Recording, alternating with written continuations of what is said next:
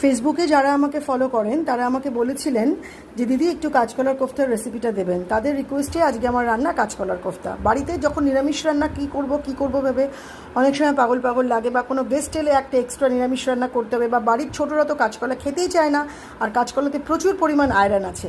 সেই জন্য এটা করবার জন্য একটা ভীষণ মুখরোচক টেস্টি রেসিপি হচ্ছে কাঁচকলার কোফতা। খুব সহজ জিনিস, এমন কিছু কঠিন রান্না না। প্রথমে কাঁচকলাটাকে আগে চোখলা শুদ্ধ সেদ্ধ করে নেবেন। তারপরে এতে আমি একটা হাফ আলু দিয়েছি, আপনারা না চাইলেও না দিতে পারেন, আলু দিলে একটু সফট হয়।